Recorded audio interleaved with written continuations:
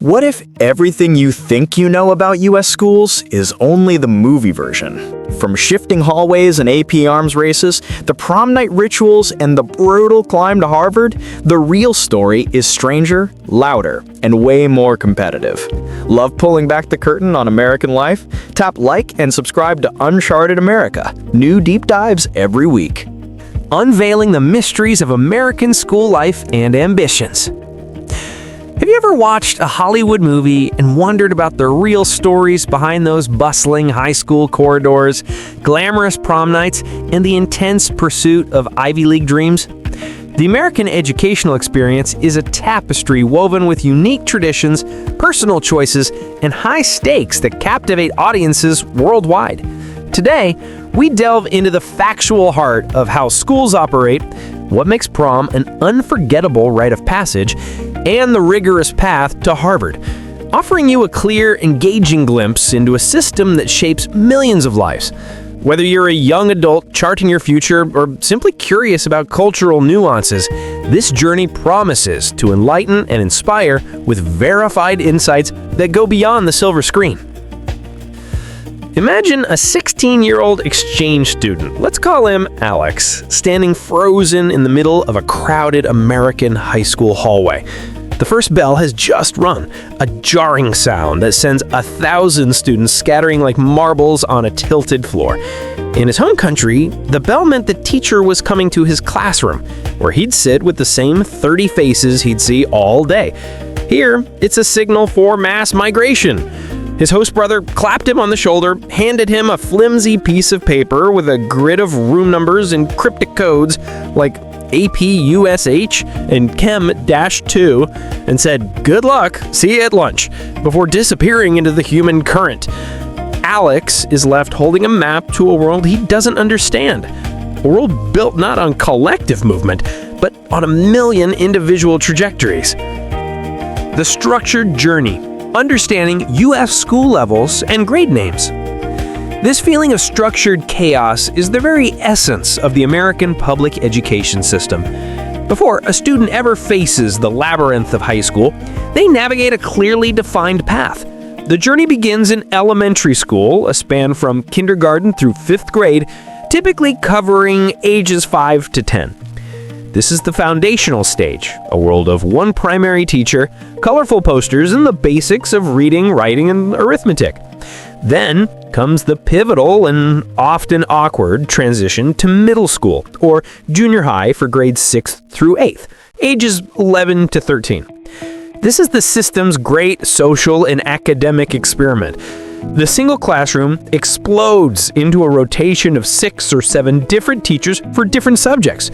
It's a deliberate design intended to prepare students for the complexity and independence of what's to come. It's a bridge from the sheltered environment of childhood to the more demanding world of young adulthood. Finally, at around age 14, students step into the institution that defines the American teen experience, high school. Spanning 9th through 12th grade, it's a 4-year saga where each year carries a distinct identity and title. A 9th grader is a freshman, a term that perfectly captures their status as new, wide-eyed, and at the bottom of the social ladder. In 10th grade, they become a sophomore, a curious word derived from the Greek sophos, which means wise, and moros, which means foolish. A wise fool is precisely what a 10th grader is, knowledgeable enough to no longer be a freshman, but still lacking the wisdom of experience. The 11th grade marks their ascent to junior status, a time when the future begins to loom large with college entrance exams and serious planning. And at the top of the pyramid are the seniors. They rule the school, a position earned through time, and carry the weight and excitement of imminent departure into the world. These are not just labels, they are rites of passage, marking a clear and deliberate progression towards adulthood. Crafting individual paths, electives, and dynamic schedules. What truly sets the American high school apart is the principle of choice. Remember Alex and his confusing schedule? That piece of paper is a testament to a system that encourages students to become the architects of their own education. Alongside core requirements in English, math, science, and history, students select from a diverse menu of elective courses. This isn't a minor choice. It fundamentally shapes their daily reality. One student, a future graphic designer, might start her day in AP Calculus, surrounded by aspiring engineers and doctors. Next period, she could be in a pottery studio, her hands covered in clay, sitting next to the football team's star quarterback who needs an art credit to graduate. After lunch, she might find herself in a forensics class, analyzing mock crime scenes with students fascinated by criminal justice. Her schedule is a unique mosaic, a fingerprint of her interests and ambitions. This means her classmates change every 50 minutes. The social landscape is in constant flux. Unlike systems where a student spends years with a fixed cohort, here they must learn to navigate ever-shifting social dynamics, introducing themselves and finding common ground with new people multiple times a day. This structure is a deliberate pedagogical choice. It is designed to foster independence, forcing students to take ownership of their learning path. It mirrors the decision-making of adult life, where one must balance passions with practical necessities. The system allows the student to dive deep into robotics, learn a third language, master the art of debate, or even study marine biology if they live in a coastal state. The trade-off is that it can be isolating, a stark contrast to the built-in camaraderie of a single-class system.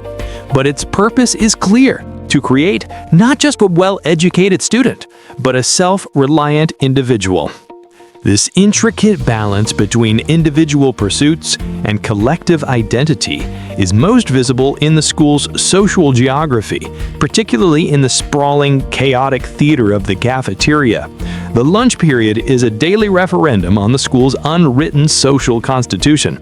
While the cinematic troupe of neatly divided tables, jocks here, nerds there, artists in the corner, is an oversimplification, it stems from a kernel of truth. Students naturally gravitate towards those with shared interests, which are often defined by their chosen electives and extracurriculars. The varsity football players who have spent hundreds of hours training together will likely share a table. The cast of the school musical, bonded by grueling rehearsals, will cluster together, still buzzing with inside jokes. It's less a rigid caste system and more a series of overlapping, fluid communities. A student can be both a member of the coding club and the varsity tennis team, navigating different social circles throughout the day. This social dexterity is a survival skill, another unintended but powerful lesson in adaptation. The academic pressure underpinning this entire experience is quantified with an almost ruthless precision. Every grade a student receives, from a simple homework assignment to a major final exam, is converted into a number. These numbers are then averaged to produce the single most important metric of a student's high school career, the grade point average, or GPA. Calculated on a 4.0 scale, where an A is a 4.0, a B is a 3.0, and so on, the GPA becomes a student's academic calling card. But the system has another layer of complexity. To encourage students to take more challenging courses, schools use a weighted GPA. An A in a standard class is a 4.0, but an A in an advanced placement or international baccalaureate course might be worth a 5.0. This creates a frantic academic arms race where top students pack their schedules with the most difficult classes possible, sometimes achieving GPAs that exceed the standard 4.0 maximum. These AP and IB courses are college-level curricula taught within the high school, culminating in a standardized exam in May. A high score on an AP exam can earn a student actual college credit, allowing them to skip introductory courses once they enroll in a university. This numerical ranking extends beyond the individual. Students are often ranked against their entire graduating class, from number 1, the valedictorian, down to the last student. This class rank is another critical data point for college admissions. And as if this internal competition weren't enough, students must also prove their mettle against a national standard. This is the role of the SAT and the ACT. the two major standardized tests that have dominated the American college admissions landscape for decades. These are grueling, multi-hour exams designed to measure verbal, mathematical, and reasoning skills. For generations, a student's entire future could feel dependent on a single score achieved on a Saturday morning. While the influence of these tests is beginning to wane, with many universities becoming test optional, they remain a significant source of stress and a major hurdle in the path to higher education. It is out of this crucible of academic rigor and social navigation that the great American release valve emerges: the prom. Short for promenade, this formal dance is far more than just a party. It is a cultural apotheosis, the culmination of the high school experience. The ritual begins weeks, sometimes months in advance, with the promposal. This modern phenomenon has transformed the simple act of asking someone to the dance into a public spectacle. A student might spell out prom with hundreds of sticky notes on their prospective date's car, arrange for the school's a cappella group to perform a serenade in the middle of the quad, or create an elaborate scavenger hunt that ends with the big question. These are acts of creative courage, broadcast across social media, adding yet another layer of performance to teenage life. The preparation is a serious and often expensive affair.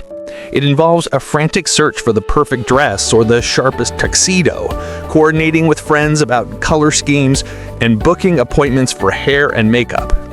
Groups of friends often rent a limousine or a party bus, a symbol of shared luxury and a final grand gesture of unity before they all go their separate ways.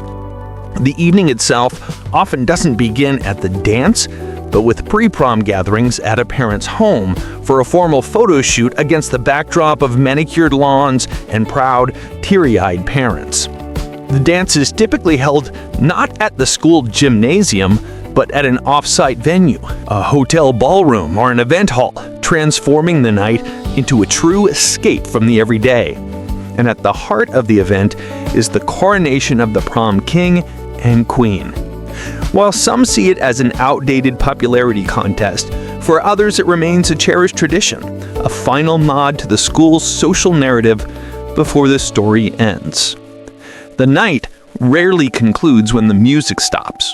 The post-prom is an institution in itself, with students migrating to sanctioned school-sponsored events with games and food, or to private parties that last until sunrise. Prom is the final, glittering chapter in the high school yearbook, a shared memory of glamour and freedom, before the reality of graduation and the uncertainty of the future sets in. And for a select few, that future is aimed squarely at a place like Harvard. Getting into Harvard is not a matter of simply checking boxes. It is the art of weaving every thread of the past 4 years, the weighted GPA, the AP scores, the extracurricular leadership roles, the social navigation, into a compelling narrative. The application process itself is a capstone project in self-representation. Students use a centralized system called the Common Application to submit their grades, test scores, and a list of their activities. But the heart of the application is the personal essay. This is a 650-word window into the applicant's soul. It is where a student must move beyond the numbers and tell a story that reveals their character, their passions, their resilience, their voice. They might write about a single moment of scientific discovery in their garage, the challenge of translating for their immigrant parents, or a profound failure that taught them more than any success.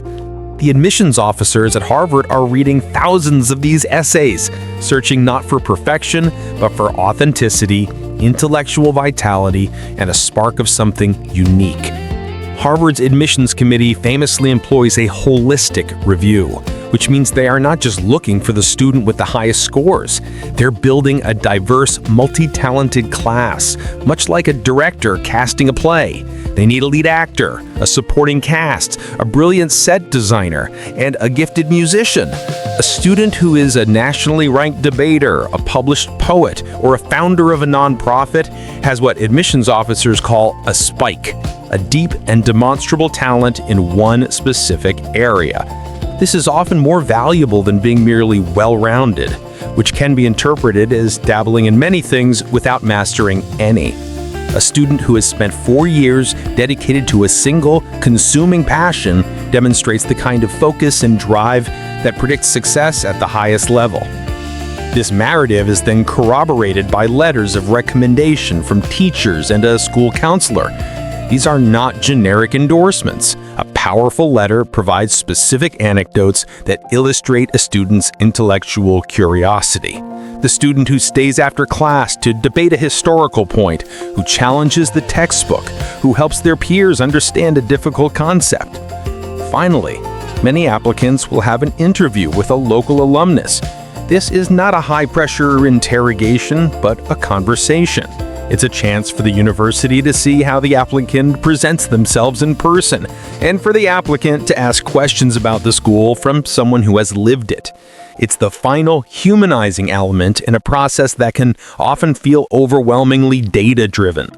The path that began for Alex in that bewildering hallway guided by a paper schedule ends with the submission of a digital file containing the story of his life. It's a journey from navigating a crowd to defining oneself apart from it, the very essence of the American educational promise.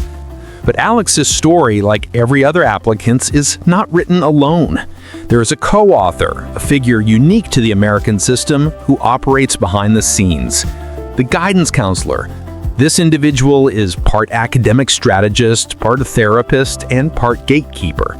From the moment a student enters as a freshman, the guidance counselor tracks their progress, helping them select courses that align with their tentative future goals. By junior year, their office becomes a hub of nervous energy. They are the ones who sit down with the student and their GPA, test scores, and extracurricular list and offer a frank assessment of their college prospects. They suggest a balanced list of reach, target, and safety schools, managing expectations while encouraging ambition. Crucially, the counselor writes the official school report included with every application. This document provides context that numbers alone cannot. It explains the rigor of the school's curriculum, describes the student's standing within their graduating class, and offers a holistic view of their character and growth over 4 years. A glowing letter from a respected counselor can amplify a student's strengths and even mitigate a weakness, making them an indispensable ally in this high-stakes process. This entire journey unfolds within a physical and cultural landscape filled with its own unique landmarks. The locker, for instance, is more than a metal box for storing books. It is a student's only piece of personal real estate in the sprawling public domain of the school. The inside of its door becomes a collage of identity. Photos of friends, ticket stubs from concerts, inspirational quotes, a tiny mirror for last-minute checks. It is a social anchor point, the place for a quick, whispered conversation between classes, a spot to exchange notes, or a place to simply lean and observe the river of hallway traffic. This collective identity is most vibrantly on display during Spirit Week, a 5-day festival of organized chaos leading up to the big homecoming football game in the fall. Each day has a theme. Pajama Day sees students shuffling to class in fleece and slippers. Twin Day fills the halls with identically dressed pairs. Decades Day might bring out 80s neon and 70s bell-bottoms. It is a sanctioned suspension of the normal dress code, a week-long performance of school unity that culminates in a pep rally in the gymnasium, a deafening spectacle of cheers, band music, and choreographed routines designed to fire up the football team for the big game. The homecoming dance itself is often seen as the slightly less formal, more inclusive sibling to the prom. It welcomes all grades, not just upperclassmen, and its focus is less on romantic glamour and more on communal celebration. It has its own traditions, including the election of a homecoming court representing students from each grade level, who are often presented in a parade or during the football game's halftime show. Recognition also takes more formal academic forms. Students who maintain a high GPA are placed on the honor roll, a list published each semester that serves as a public acknowledgement of their hard work. Achieving this status is a source of pride for students and their families, another metric of success in a system that quantifies everything. This constant feedback loop, from the social validation of Spirit Week to the academic validation of the honor roll, shapes the student experience. For those aiming for Harvard, the application strategy becomes even more nuanced as deadlines approach. Many elite universities offer early decision or early action application plans. Early decision is a binding commitment. If a student is accepted, they must attend and withdraw all other applications. It is a powerful signal of demonstrated interest, telling the university they are the absolute first choice. Early action is non-binding, but still shows strong interest by applying ahead of the regular deadline. Choosing which path to take is a major strategic decision made with the guidance counselor. Beyond the main personal statement lies a minefield of supplemental essays, each a surgical probe from a specific university designed to test for fit. Harvard might ask, briefly elaborate on one of your extracurricular activities, forcing an applicant to go beyond a simple description and reflect on what they learned. Another question might be more abstract, designed to reveal a student's thought process and intellectual curiosity. These short essays are where a student proves they have done their homework, referencing specific professors, unique academic programs, or campus organizations that align with their passions. They must show not just that they are a brilliant student, but that they are a brilliant student who belongs at Harvard. Yet, lurking behind this entire intricate dance of achievement and aspiration is the formidable specter of cost. With annual tuition and living expenses at elite universities soaring into the tens of thousands of dollars, the dream can seem unattainable for many. This is where another uniquely American concept comes into play: Harvard's policy of need-blind admission for domestic and international students alike. This means the admissions committee makes its decisions without any knowledge of an applicant's financial situation. Only after a student is accepted does the financial aid office step in. Through a labyrinthine process involving forms like the FAFSA, Free Application for Federal Student Aid, and the CSS Profile, which scrutinize every detail of a family's income and assets, the university calculates a family's demonstrated need. Harvard, along with other wealthy institutions, then pledges to meet 100% of that need through grants, scholarships, and work-study programs, not loans. This policy is a profound statement of principle, an attempt to make the highest level of education accessible based on merit, not wealth. For many, the acceptance letter is only the first hurdle. The financial aid award letter is the one that truly determines their future. For thousands of hopefuls, the process doesn't conclude with a thick acceptance envelope or a thin letter of rejection. Instead, it extends into a torturous purgatory known as the wait list. This is a pool of highly qualified candidates held in reserve, their fate dependent on how many accepted students, a metric universities obsessively track as their yield, choose to enroll elsewhere. During this uncertain waiting period, factors beyond pure merit can come into play. One of the most debated is legacy preference, the institutional advantage given to applicants whose parents are alumni. While universities defend this practice as a tool for fostering a multi-generational community and encouraging donations, for the student on the waitlist, it represents a frustrating, unwritten rule in a game they believed was based solely on their own individual achievement. It's a final, stark lesson that the path is not always as straightforward as it seems.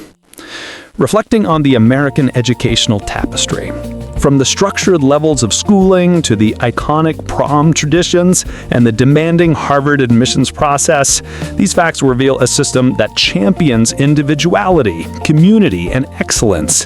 Whether you're inspired by the freedom of elective choices or intrigued by the holistic approach to elite education, understanding these elements offers valuable insights into a culture that shapes global perspectives.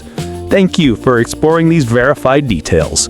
May they fuel your curiosity and appreciation for the diverse paths in U.S. education.